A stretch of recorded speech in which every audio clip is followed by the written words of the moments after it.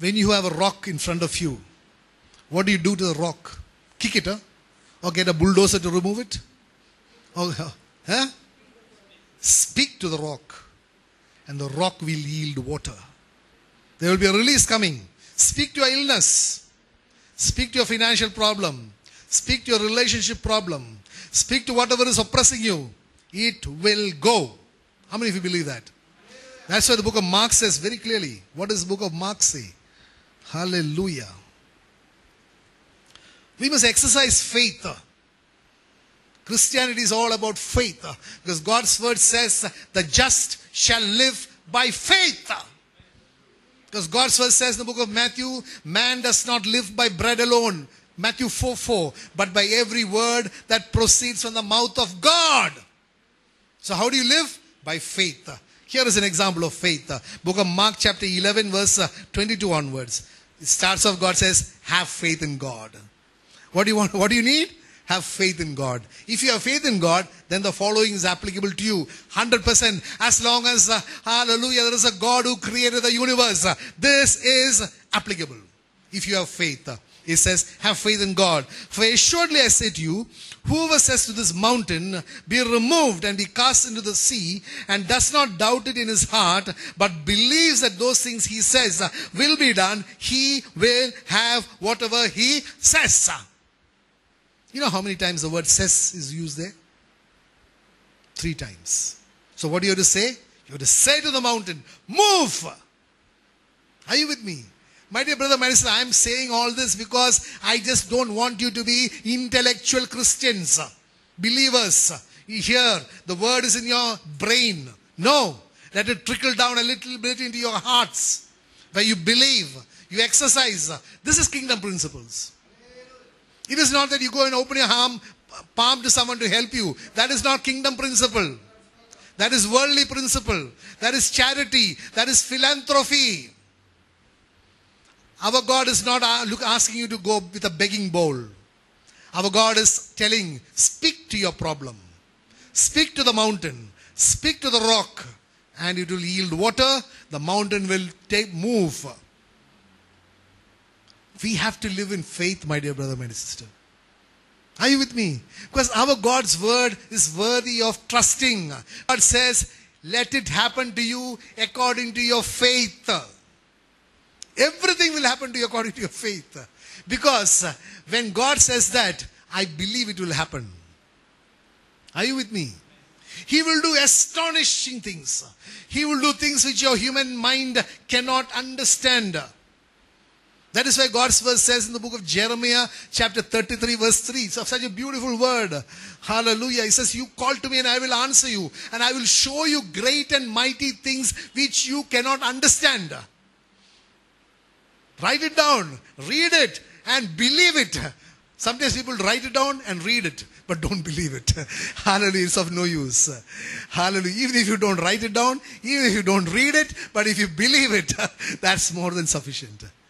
Cry out to me and I will answer you. My dear brother, my sister, I can tell you, cry out to the Lord. He is a God who loves you. He will answer you and He will do astonishing things which you and I just cannot understand. Why? Because God's word says in the book of Ephesians, hallelujah, it says very clearly that that His love is something which the depth or the height or the width or the length of it surpasses human understanding. We don't know. We cannot understand how much He loves each one of us. Therefore, He is willing to do something which our minds cannot understand. Our minds cannot comprehend. So when you have decided that it is impossible, then He can step in if you cry out. And when He steps in, it happens. Oh, I was so thrilled to hear one word which Bishop Wiley spoke the other day. See, talking of that again, someone was asking me about, when someone speaks the word, there are 2 types of listeners to a word. When you go for a meeting, or when you're sitting here, there are 2 types of listeners. One listener says, oh, it was a good talk. And it was point by point by point, it was explained. Beautiful language. So interesting. Fantastic talk. But you know something? It'll be a fantastic talk till you get out of the hall. After that, it does nothing in your life. But there is another type of listener who is not bothered about the eloquence of the speaker. That person is not bothered about the wisdom of the speaker. He is not bothered about the order and the beautiful way he presented it. But the words that he hears, it just strikes him. And he holds on to the word and not to the speaker. Are you with me? Today, my dear brother, my dear sister. That is why Paul very clearly said, hallelujah. I think we should read this in the book of Corinthians. The book of Corinthians. He says, chapter 2 verse 4 and 5 says, and my speech and my preaching were not with persuasive words of human wisdom, but in demonstration of the Spirit and of power, that your faith should not be in the wisdom of men, but in the power of God. Are you with me? This is one chapter I always read, my dear brother, my sister, before I come. Before I come here to share the word, I always read this. That I should not be speaking in my eloquence or my wisdom, but I should be speaking in the demonstration of the Spirit of God and the power of God. Because all that you need is a word from God. And I want to give you one word which really struck me. The book of Chronicles, 2 Chronicles, chapter 16, verse 9.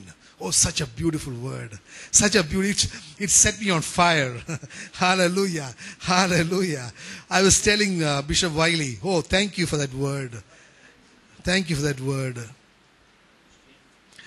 2 Chronicles, we must all write it down, my dear brother, my sister. See, when I speak, maybe you understand it. It is not that. It is, you must meditate on this word and you must understand what God's promises on that word.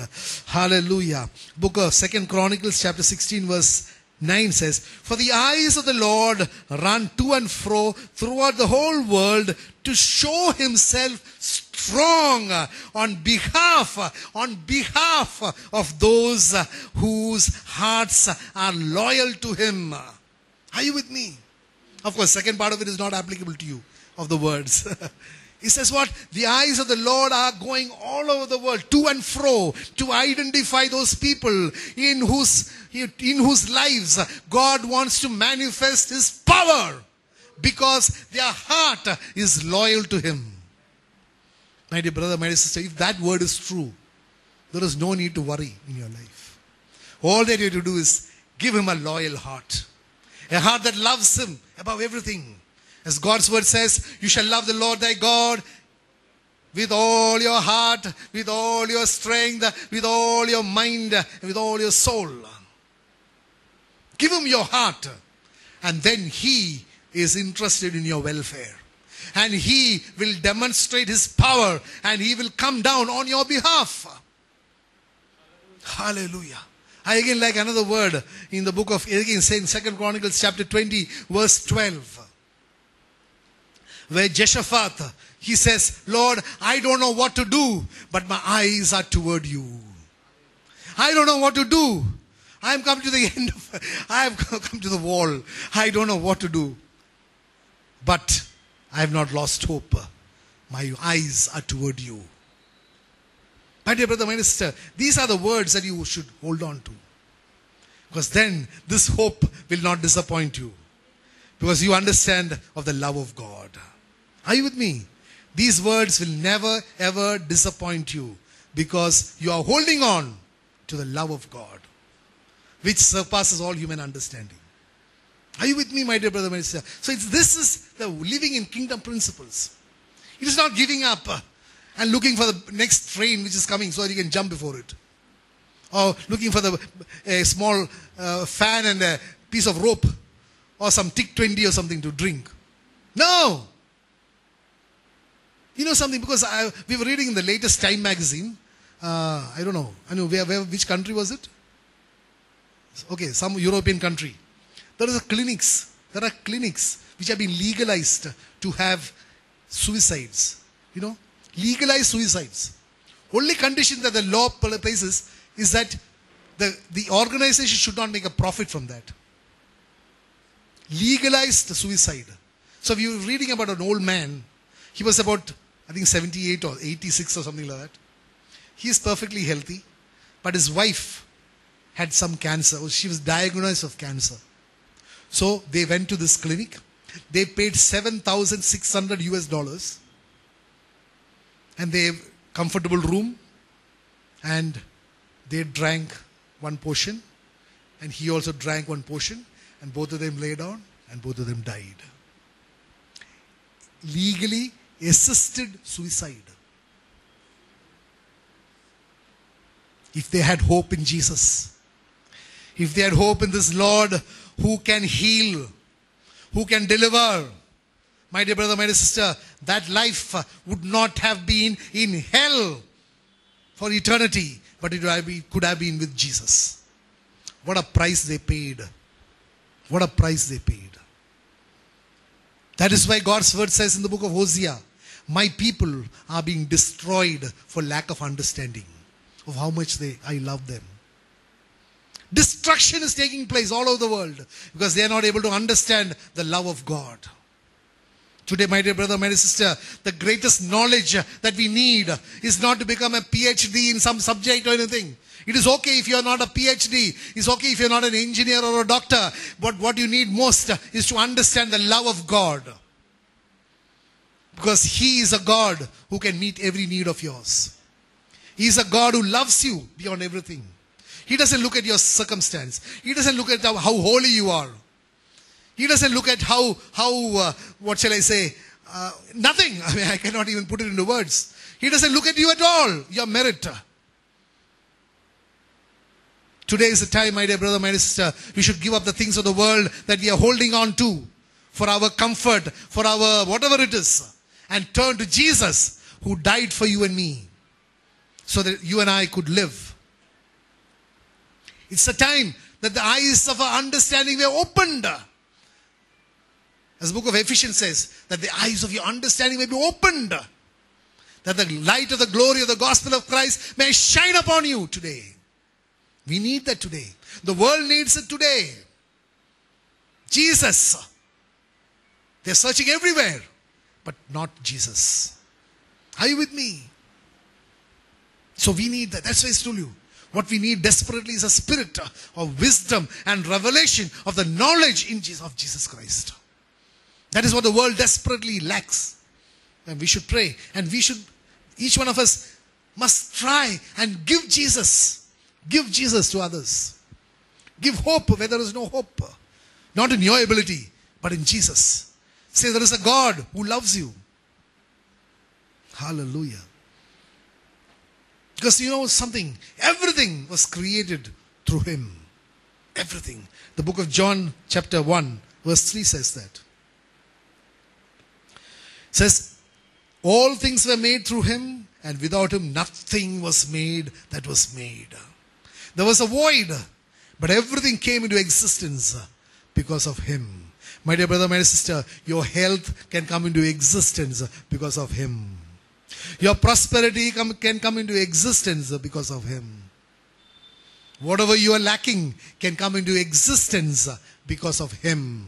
Put your trust in Him. Pray, cling on to His word. Cry out to Him, and then you will find that God works in your life. Again, the book of Ezekiel, chapter 37, verses 4, 7, 10 and all that. You will find the word of God is saying, prophesy to the dry bones. And say to them, dry bones, hear the word of the Lord. So the prophet Ezekiel prophesied as I was commanded. And as I was prophesying, there was a noise, a rattling sound. There came to life and stood upon their feet a vast army. What is prophesying?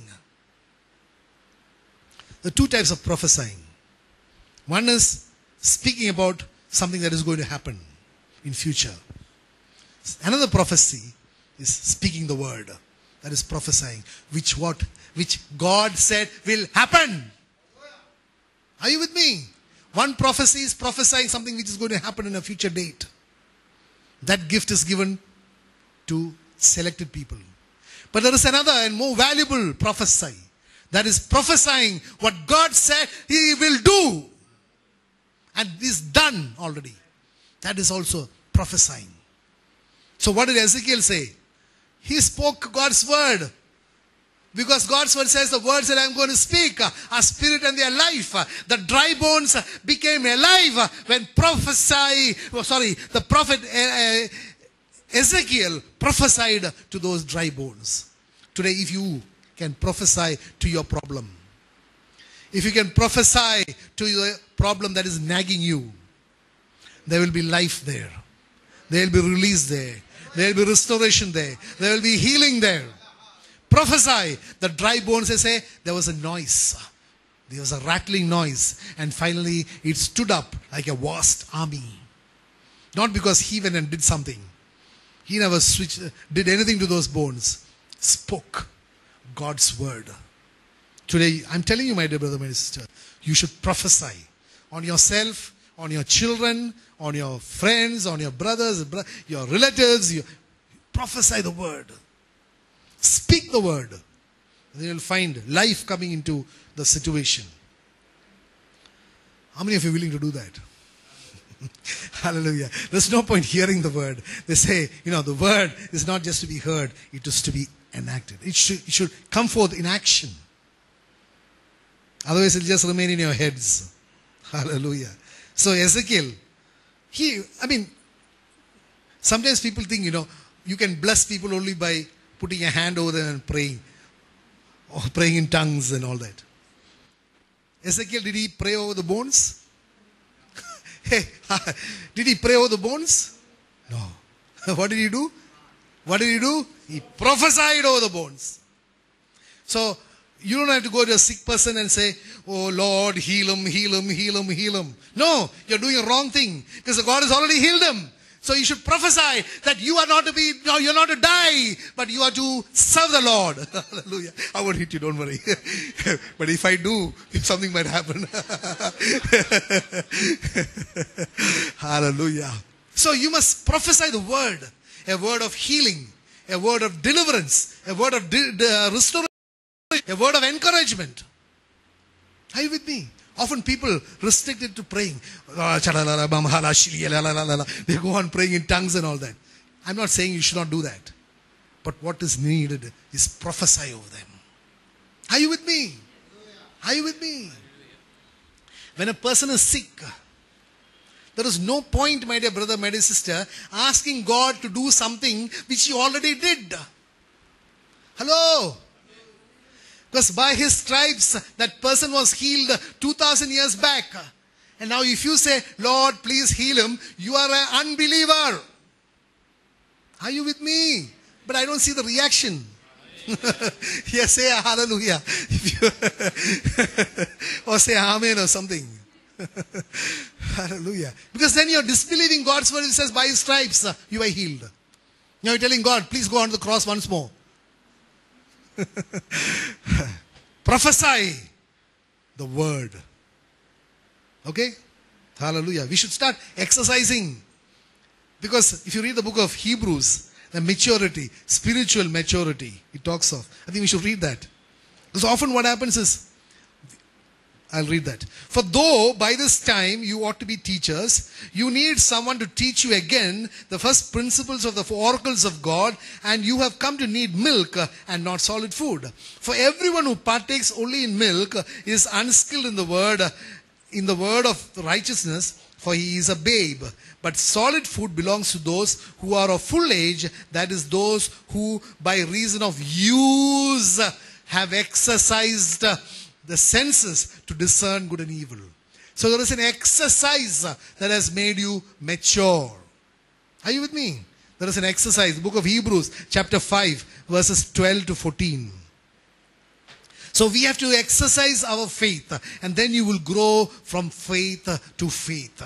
There will be a spiritual maturity that is taking place in your life. Hallelujah. So we need to change our attitude to whole living a Christian life, living in the, what shall I say, kingdom principles. So prophesying is actually action on the word. So each one of us must make it a point. I'm not saying don't pray at all, please pray, but to prophesy. Prayer is also important. Because that is fellowship with God. Prayer is fellowship with God, is a relationship with God. You don't have to remind God of His promises. He does not have a bad memory. Are you with me? Often what you need is to remind yourself of God's promises. Hallelujah. Prayer is fellowshipping with God.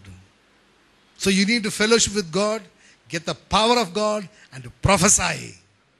That's why Jesus, He always went to the mountain to pray.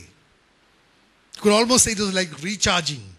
Because when the woman with the issue of blood touched Him, what did she say? If I may touch the hem of His garment, I will be healed. She was definitely healed. Because Jesus says, I perceived power flowing out from me. But He went to fellowship with God, to build a relationship once again. And not once again, to continue the relationship.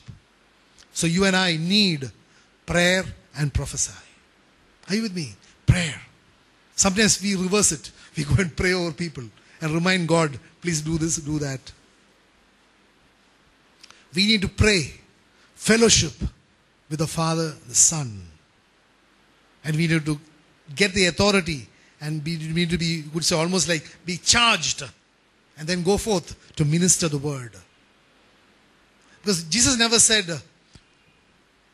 all authority has been given to me, baptize them in the name of the Father, the Son, and the Holy Spirit, and go and pray for people. Did He say pray for people? No, He said preach the good news. Right? Are you with me? I don't know. Jesus never said go and pray. All over the world, go and pray. Please, I'm not against praying. But He says, go and preach the good news. Preaching the good news is prophesying God's promises. You're teaching them. Are you with me? Hallelujah.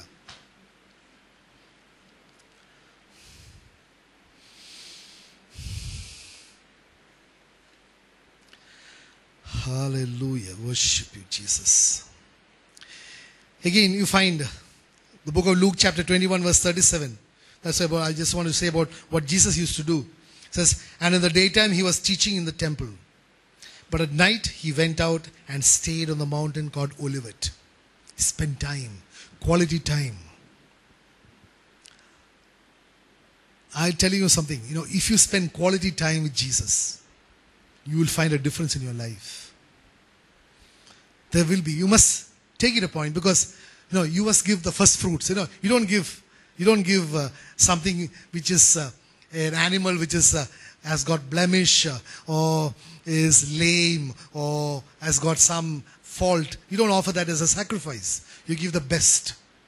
So you must also give your best time. Sometimes that might be a little difficult time. Try in the morning. It's a fantastic time. Try before sunrise. It's a fantastic time. It's a fantastic time. You'll find there's a qualitative difference in your relationship with God. Because when you give your good time, some valuable time, yes. Like David said, I will not offer a sacrifice of something that did not cost me anything. A sacrifice becomes a sacrifice when it costs you something, When you lose something, you say, no, why don't you make that sacrifice?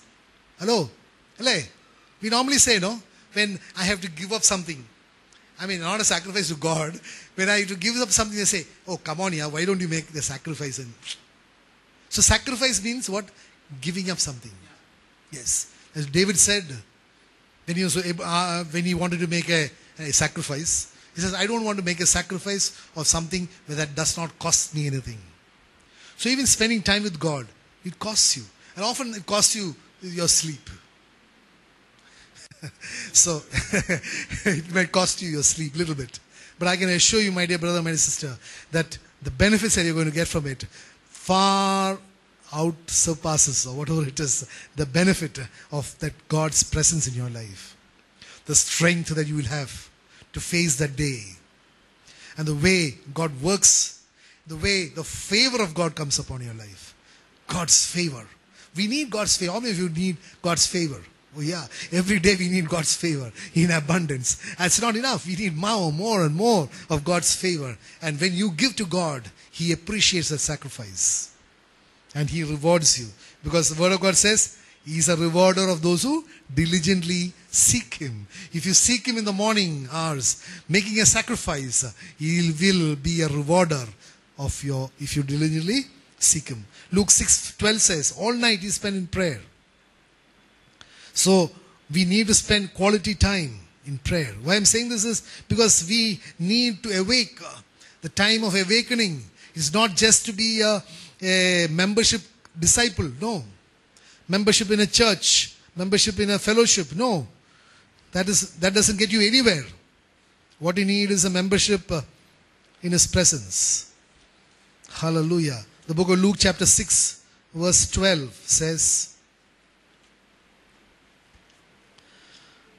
now it came to pass in those days that He went up to the mountain to pray and continued all night in prayer to God.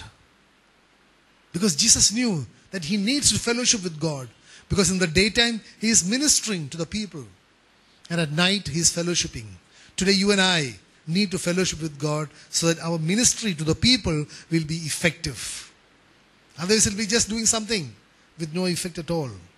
Again, verse 38 says, of the same chapter, says, the book of Luke 21:36. Then early in the morning, all the people came to Him in the temple to hear Him. The first verse was that He spent time in prayer. Early in the morning, all the people came to Him. So, if our ministry is to be qualitatively good, we need to spend time with Jesus. Again, we need to understand that prayer and fasting, all these things are very important in our lives to give power. Book of Matthew chapter 7 verse 21. We know about that person, that boy who was an epileptic, could not be healed by the disciples. Then they asked Jesus why we could not do that. Then He says this type comes out only with prayer and fasting. And fasting again is seeking God's face. Fasting, sometimes people think if I skip a meal is fasting. That is only to sort of, prepare you to be in the presence of God. Fasting really is seeking God's face, seeking His plan in your life for anything. So you understand again the power of prayer. If you look in the book of Acts chapter 6 verse 4, it says that, but we will give ourselves continue to prayer and to the ministry of the word, where there was a division among people and there was a little misunderstanding about how some people were not being served food and all that. I mean, you can read it when you want. So, but they said there was a group that is devoted to prayer because they were ministering the word. Again, book of Acts chapter 12 verse 5, Peter was therefore kept in prison, but constant prayer was offered to God for him by the church. Peter's, you find verse 7 to 10 of Acts 12 talks about the miraculous way by the way God acted there. And Peter was delivered from the prison. Book of Acts chapter 12 verse 5 to 10, if you read that, you will be able to find. So, in everywhere you find that a quality or a character of a real disciple is that he fellowships with God. That is where the relationship is established. And then we will be able to lead a victorious life. So again, prayer alone is not power, because you need a combination of the prayer and the word. Prayer and the word. So you may be a person who's praying 24 hours, but then you're not going forth demonstrating the power of God. So you receive the fellowship, you receive the power, and the demonstration of the power is by speaking the word. So it has to be a good combination of prayer and power. So you must understand one thing. Prayer is so powerful. And the extent of that power, I know you all know it, but then we need to understand that. The extent of the power of prayer.